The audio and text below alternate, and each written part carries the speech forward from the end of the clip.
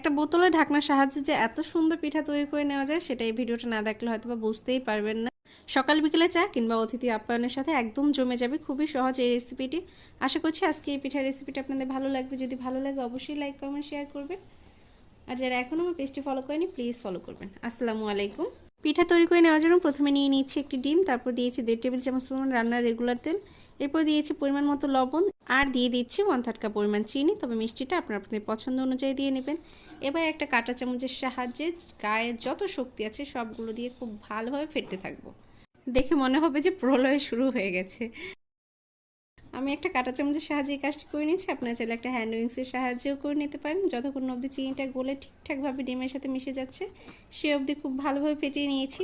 ফেটিয়ে নেওয়া হয়ে গেলে এর মাঝে দিয়ে দিচ্ছি 1 কাপ পরিমাণ আটা। আমি এখানে আটাটা দিচ্ছি, আপনাদের হাতের কাছে ময়দা থাকলে ময়দাটাও দিতে পারেন। এরপর হাতের সাহায্যে পারফেক্ট একটা ডো তৈরি করে নিচ্ছি। আমার এই পর্যায়ে মনে হচ্ছে আরও কিছুটা পরিমাণ আটা লাগবে, তাই আরও কিছুটা পরিমাণ আটা দিয়ে পারফেক্ট একটা ডো তৈরি করে নিচ্ছি। ডোটা তৈরি হয়ে যাওয়ার পর 10 মিনিটের মতো সেট হতে রেখে দিয়েছিলাম। এবার হাতের সাহায্যে আর একটু মথে নিয়ে এই থেকে বড় আকারে 2টা লেচি কেটে নিচ্ছি। এবার এটা দিয়ে রুটি তৈরি করে নিব। এবার আমি রুটিটা তৈরি করে দেব। এক চুটকির সাহায্যে রুটিটা তৈরি হয়ে যাবে।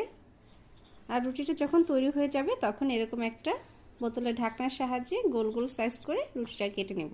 এখানে ছোট একটা বোতলের ঢাকনার সাহায্যে এটা কেটে নিচ্ছি। আপনার চাইলে একটু বড় কিংবা ছোট এরকম পাত্র সাহায্যে এটা কেটে নিতে পারেন। এই কাজটি করে নেওয়া একদম সহজ। যখন সমস্ত রুটিটা ছোট ছোট আকারে কেটে নেওয়া হয়ে যাবে সেই পর্যায়ে এটা দিয়ে পিঠা তৈরি করে নেব। আর এই পিঠাকে আমরা আমাদের গ্রামে বলে থাকি সিমফুল পিঠা। এবার এই পিঠার ডিজাইনটা দিয়ে নেব। আর এটা তৈরি করা ভীষণ সহজ, আমার তো খুবই ভালো লাগছিল তৈরি করতে। এই পিঠাটা আমি শিখেছিলাম আরও 10 বছর আগে আমার নানুর কাছ থেকে। সেই পিঠাটা আজকে ফার্স্ট টাইম বানালাম। দেখি বুঝতে পারছেন কি সুন্দর একটা ডিজাইন, আর তৈরি করা ভীষণ সহজ। যখন বানাচ্ছিলাম মনে চাচ্ছিল যে শুধু বানাতেই থাকি, তো বানাতেই থাকি, এতটা ইজি মনে হচ্ছিল। এই পিঠাটার নাম সিম্পল হলো, আমার কাছে তো দেখতে মনে হচ্ছে এগুলো একদম কামরাঙা। সবগুলো পিঠা তৈরি করে নেওয়া হয়ে গেলে এগুলোকে ভেজে নেব। ভেজে নেওয়ার জন্য চুলায় একটি প্যান বসিয়ে নিয়েছি আর তাতে দিয়েছে পর্যাপ্ত পরিমাণ তেল। তেলটা যখন গরম হয়ে এসেছে সেই পর্যায়ে এক এক করে পিঠাগুলোর মাঝে ছেড়ে দিচ্ছি। চুলা আঁচটা মিডিয়ামে রেখে এগুলোকে ভেজে নিতে হবে, এতে করে প্রত্যেকটা পিঠে খুব সুন্দরভাবে ভেজে নেওয়া যাবে। আর যখন এগুলো ভেজে নেওয়া হয়ে যাবে এমনিতেই উপরে ভেসে উঠে যাবে।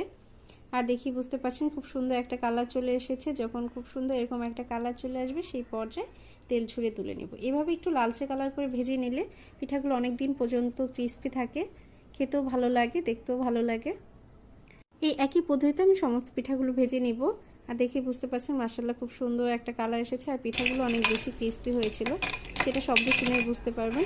আশা করছি আজকে রেসিপিটা আপনাদের ভালো লেগেছে। যদি ভালো লাগে অবশ্যই লাইক কমেন্ট শেয়ার করবেন।